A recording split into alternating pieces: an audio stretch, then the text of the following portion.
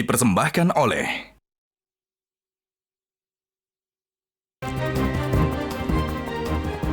Baik, kembali lagi di kontroversi pemirsa. Jadi Mas Astrio, kata Prof. Ferry, we are going down. Jadi Mbak Zilvia, saya ada poin yang saya sepakat dengan Pak Ferry, ada poin yang tidak saya sepakat.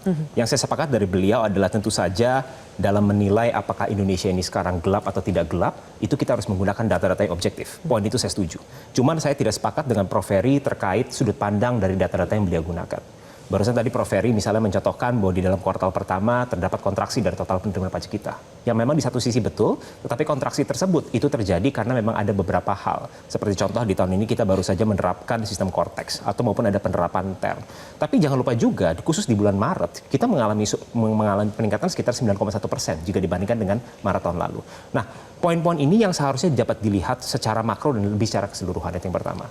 Kedua adalah kalau kita melihat tren pertumbuhan di konsumsi dalam negeri, Indonesia berada di level pertumbuhan ini masih mencatatkan angka positif di angka sekitar 4-5%, yang merupakan angka yang sangat baik. Ketiga adalah kalau kita melihat angka makro kembali, unemployment masih berada di bawah 5%. Tapi tentu saja betul Mbak Zilvia, seperti yang disampaikan oleh Presiden Prabowo, kami sepakat bahwa bukan berarti Indonesia ini tidak memiliki tantangan. Tantangan terutama dalam hal ini adalah untuk meningkatkan daya beli terutama di kelas menengah, itu memang ada dan inilah justru yang sedang dilakukan oleh pemerintah. Dalam hal ini untuk meningkatkan daya beli masyarakat dan menopang kelas menengah kita. Sebagai contoh, kenapa Partai Gerindra sepakat dengan pernyataan Presiden Prabowo bahwa Indonesia itu masa depannya cerah? Karena program-program yang telah diinisiasi oleh pemerintah merupakan program-program yang memang dibentuk untuk menopang daya beli kelas menengah. Sebagai contoh, salah satunya adalah makan bergizi gratis.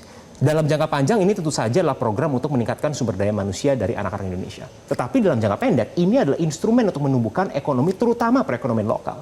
Sehingga kita bisa mendapatkan dua hal Mbak Zilvia. Pertama bukan hanya pertumbuhan ekonomi, tapi pemerataan ekonomi yang juga tidak kalah pentingnya dan juga supaya ekonomi Indonesia tidak hanya bergantung pada daerah-daerah tentu saja. Lalu banyak sekali program-program seperti cek kesehatan gratis, seperti penyerapan gabah di harga 6.500 dan juga pupuk yang direct langsung disampaikan ke petani. Maupun insentif seperti FLPP supaya masyarakat berpenghasilan rendah bisa memiliki rumah. Lalu pemerintah juga akan menyediakan instrumen renovasi sekolah, membangun sekolah-sekolah rakyat untuk masyarakat yang tidak mampu, maupun membangun sekolah-sekolah unggulan. Lalu jangan lupa juga Presiden sebentar lagi telah menerbitkan Inpres 9 tahun 2025 yang isinya adalah percepatan pembentukan dari 70.000 koperasi desa merah putih. Nah ini semua dilakukan untuk apa Mbak Zilvia? Yaitu supaya mendorong pertumbuhan ekonomi ini supaya dapat berjalan di angka yang positif dan juga jangan lupa poin pentingnya adalah kita harus menggaungkan pemerataan ekonomi bukan hanya pertumbuhan ekonomi. Jadi Indonesia sedang di dalam track yang benar dan Indonesia masa depannya cerah. Silvia boleh sedikit kasih tahu? Kalau saya, saya nggak setuju dengan pembangunan sekolah-sekolah unggulan. Tapi saya lebih setuju BLK-BLK yang ada di seluruh Indonesia ini kemudian dibentuk satu tim ya agar pendidikan vokasi yang dikedepankan, skill. Karena kan pendidikan yang masyarakat kita yang punya pendidikan tinggi itu sedikit. Rata-rata kan SMP. Nah, yang dibutuhkan adalah skill. Maka kemudian pasar tenaga kerja nasional dan internasional butuh itu, butuh skill. Kenapa kita kalah dengan Filipina? Ya karena itu. Bahasa kita sama sekali nggak mampu anak-anak kita ini. Itu masukannya ya untuk sekolah unggulan. Itu yang paling penting. Kalau unggulan itu terlalu banyak anak yang tamat SMP nggak mungkin bisa masuk lagi di sekolah unggulan. Tapi poin yang disampaikan oleh Mas Astrio adalah Prof. Ferry sudah banyak sebetulnya program yang digagas dan akan dikerjakan oleh pemerintahan Prabowo untuk mengerek kelas menengah ini untuk bisa lebih baik lagi untuk meningkatkan pertumbuhan ekonomi. Bagaimana Prof. Ferry? Gini. Kita bisa ukur aja lah ya, kalau masalah fundamental ekonomi. Mikrofon, Prof. Ferry. Kalau masalah fundamental ekonomi, saya tetap mengacu bahwa the trend is going down. Tadi seperti saya katakan tadi, oke, fine dalam satu titik bisa aja di bulan Maret seperti Mas Astrio bilang ada pendapatan naik, ya kan ya. Tapi kalau ngelihat trennya over time itu turun bos, ya kan ya. Nah kemarin juga yang paling kasat mata kembali lagi lah, ya nggak usah berteori banyak, ya bagaimana mudik itu drop sampai 24% gitulah. Nah yang ketiga, kalau dikatakan program MBG ini adalah menciptakan lapangan kerja, saya tidak yakin bahkan ini pemborosan yang sangat dahsyat. Itu dari saya. Sebab program MBG ini kalau memang mau tepat sasaran cukup dengan 5-10 T dengan sistem kupon. Saya sudah usulkan ya. Tidak semua 82 juta manusia dikatakan kurang gizi. Sebab berdasarkan data statistik cuma 7,1% orang-orang yang benar-benar membutuhkan gizi ya kan dan itu jumlahnya cuma 20 juta dan tidak semua anak sekolah. Kenapa sampai harus 82 juta disuapin? Dan ini adalah pemborosan yang sangat dahsyat. Jadi kalau untuk mengangkat pertumbuhan ekonomi melalui pemborosan saya kira itu teori yang salah. Ya, saya sebutnya koplaknomics. Masing-masing punya stand masing-masing ya. Oke. Selebihnya lagi, dari mana uangnya untuk bikin koperasi 70.000? Saya tanya, kita nggak punya physical space. Akibatnya apa? Nanti bank-bank ditodong untuk ngasih ke Maksudnya koperasi. gimana? Ya kan? Koperasi, 70.000 koperasi. Bukan koperasi, Anda salah. BLK, Balai Latihan Kerja yang sudah ada di kementerian. Beda lagi, beda program. Beda. Saya masih ngomongin koperasi merah putih, Bang. Ya kan ya? Nah, ini saya pertanyakan. Saya nggak ini. Tidak against poinnya Mbak Irma. Menyambut Mbak punya ya.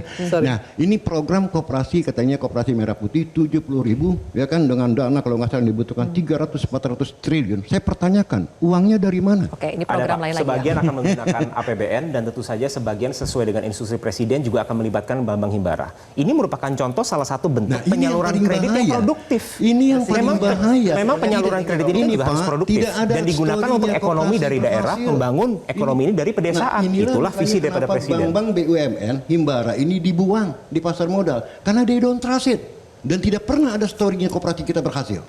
Kalau pasar modal itu hal yang berbeda ya Pak Ferry, dan saya yakin Pak Ferry sebagai praktisi ekonom pasti Pak Ferry mengerti dengan baik. Kalau kita berbicara fundamental daripada bank-bank BUMN kita semuanya berada di level yang baik. Cuman kalau masalah pasar modal ya ini bukan hanya terjadi hanya di IHSG saja. Bahkan kalau kita berbandingkan dengan Shanghai, dengan Hang Seng, mereka dropnya jauh lebih banyak. Memasukkan bank-bank Himbara ke dalamnya, semua sel itu bank. Dan terjadi apa yang terjadi? Begitu terjadi trading halt Pak, saat semua pasar hijau kita terjadi trading halt. Dengan salah satunya, bukan salah satunya, sebanyak orang membuang bank karena dia worried. Lagi-lagi ini Prof Ferry berbicara tentang pasar modal ya, sedangkan beliau belum mengadres bahwa fundamental perbankan BUMN kita berada di level yang sangat baik. Oke. Nanti kita bahas lebih jauh lagi ya, biar dapat giliran nih Mas Hanif Dakiri dan juga Mas Nailul. Oke, Mas Hanif, untuk Anda saya ingin putarkan dulu ya, ada pernyataan dari Pak Luhut, Ketua DEN dan juga Menkyu Sri Mulyani tentang krisis. Kita sebenarnya tidak perlu khawatir berlebihan, bahwa kita waspada, yes. Pengalaman kita juga menangani kasus-kasus besar sudah cukup banyak. Bagaimana negara-negara lain pontang-panting menghadapi COVID, kita mampu mengatasi dengan baik. Jadi banyak sekali sebenarnya peluang-peluang yang kita bisa lakukan, tapi seperti yang dikatakan Presiden, kita semua harus mendukung, tidak memfabrikasi berita-berita yang belum tentu benar. Kita justru memfabrikasi berita-berita yang baik, yang positif mengenai negara kita. Karena kita sedang menghadapi situasi global. Jadi saya ingin memberikan keyakinan bahwa penerimaan pajak masih on track. Karena dalam sebulan terakhir ini dibuat headline untuk membuat seolah-olah APBN tidak sustainable, APBN tidak prudent, dan ini akan menjadi berantakan. Tidak. Presiden memang punya banyak program, tapi itu semuanya didesain dalam APBN yang tetap prudent dan sustainable. Jangan kita semua menambah keresahan yang tidak perlu untuk hal-hal yang sebetulnya fundamentally masih baik. Mas Hanif, Komisi 11 melihat apa yang disampaikan oleh Pak Luhut, Bu Sri Mulyani tadi, Indonesia dalam kondisi yang baik, Indonesia sudah terbiasa juga dalam menghadapi krisis. Apakah itu adalah pernyataan yang dirasa oleh teman-teman di Komisi 11 itu adalah sebuah fakta yang terjadi hari ini, atau sebetulnya itu hanya narasi untuk tidak membuat publik khawatir? Jadi sebelum saya menjawab langsung soal Pak Luhut sama Bu Sri Mulyani, menjawab pertanyaan awal soal Indonesia ini gelap apa tidak. Saya mau katakan bahwa Indonesia itu belum gelap, tapi kita perlu segera menyalakan obor harapan. Dan itu sudah dilakukan oleh Pak Prabowo sebagai presiden kita. Hari ini, terutama kemarin beberapa waktu terakhir, termasuk yang Sarasehan dihadiri Pak Iqbal itu, Pak Prabowo sudah memberikan harapan betul, memberikan optimisme kepada masyarakat. Dan itulah syarat pemimpin yang paling penting, bisa memberikan harapan kepada mereka yang dipimpin. Yang kedua, kalau kita bicara soal ekonomi secara keseluruhan, saya ingin memperkuat yang disampaikan oleh Mas Astro, bahwa memang fundamental ekonomi kita ini masih kuat. Misalnya kalau kita baca data ya, misalnya indeks PMI kita, manufaktur misalnya, itu masih mengalami kenaikan. Ekspansinya sampai 52,4%. Neraca perdagangan kita masih surplus. Penjualan retail dan otomotif juga terus tumbuh. Kalau kita bicara soal indeks kepercayaan konsumen, ini masih naik. Neraca perdagangan kita masih surplus. Perbankan kita masih bagus. Misalnya dana pihak ketiga mengalami pertumbuhan. Terus kemudian modal perbankan juga masih cukup kuat. Penyaluran kredit juga tumbuh 10%. Ini kan menjadi fundamental ekonomi kita yang saya kira memberikan harapan. Tapi, nah ini yang mungkin masuk ke yang tadi sampaikan oleh Pak Ferry. Ada sejumlah tantangan yang memang harus kita hadapi dalam waktu terakhir ini. Misalnya terkait dengan pelemahan daya beli, kita memang masyarakat merasakan itu. Kemarin kalau kita bicara soal pasar saham, nah itu memang juga ada tantangan yang itu harus di handle oleh pemerintah. Tapi di atas itu semua yang saya mau katakan adalah bahwa pemerintah menurut saya dalam hal ini Pak Presiden Prabowo sudah on the track. Ya kan? Dia bisa memberikan guidance yang jelas, memberikan arahan yang jelas kepada seluruh jajarannya bagaimana ekonomi ke depan ini bisa terus tumbuh. Kalau Pak Ferry katakan misalnya going down, mungkin beberapa waktu kemarin ya kita sempat mengalami going down itu. Nah, tetapi saya mau bilang sekarang ini justru bottoming out gitu. Jadi ibarat grafik itu kita kemarin sempat turun gitu set. Nah, tapi sekarang sudah mulai bottoming out. Naik dan trennya menurut saya ini cukup bagus, termasuk penerimaan pajak kan juga sudah mulai sudah mulai bagus lah. Mungkin perbaikan di sistem korteknya dan lain sebagainya. Jadi secara umum saya kira harus tetap positif untuk melihat Republik ini. Dengan berbagai fundamental ekonomi yang tadi disampaikan oleh Mas Hanif Dakiri, kemudian juga Mas Astrio, apakah betul menurut Selyus bahwa saat ini Indonesia belum gelap, Indonesia on the track, dan kita ini patut untuk optimis sebetulnya? Ya, mungkin langsung saja ya. Kalau dari Jelas sendiri memandang bahwa Indonesia sudah gelap sebenarnya. Sudah gelap? Sudah gelap. Bentar dulu. Beda-beda nih ya? Ya, kalau tadi Prof. Ferry memang mengatakan sudah gelap tapi kurang lugas gitu kan. Nah, ini saya katakan bahwa kita sudah gelap, yang dimana kalau kita lihat IKK, Pak Hanif, memang kalau dilihat dari angka masih di atas 100. Tapi kalau kita lihat trennya itu menurun. Itu dari Desember ke Januari itu menurun, di mana di tahun-tahun sebelumnya itu mengalami kenaikan. Karena apa? Karena setiap tahun itu pasti ada kenaikan gaji. Kalau ini ada kenaikan gaji, tapi turun IKK-nya. Artinya adalah masyarakat tidak yakin akan konsumsi mereka. Itu yang pertama. Ini sebuah anomali ya? Anomali. Oke. Yang kedua adalah dari sisi kita menghitung untuk tren konsumsi rumah tangga dan pertumbuhan ekonomi di Ramadan Lebaran. Trennya menurun. Tren ketika ada kuartal di itu ada Ramadan dan Lebaran, itu trennya menurun. Sekarang hanya sekitar 4,9%. Masih tumbuh di 4%, tapi itu menurun trennya.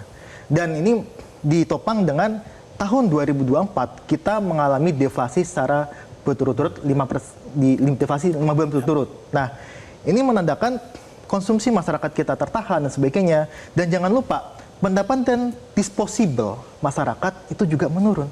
Dulu kita pendapatan disposable masyarakat itu adalah pendapatan yang bisa dibelanjakan. Itu sekitar 80%, 85%. Sekarang tinggal 75%.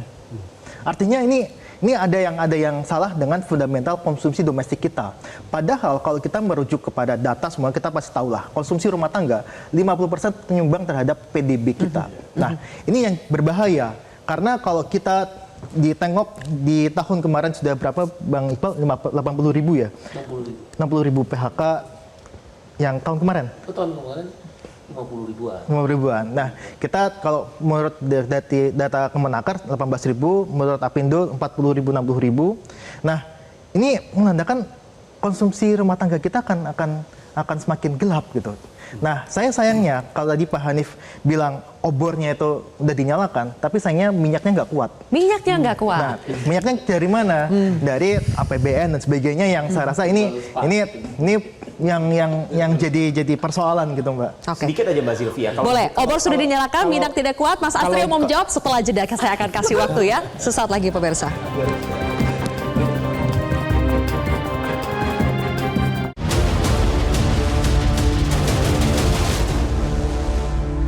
Dipersembahkan oleh baru mendapatkan informasi. Download Metro TV Extend sekarang.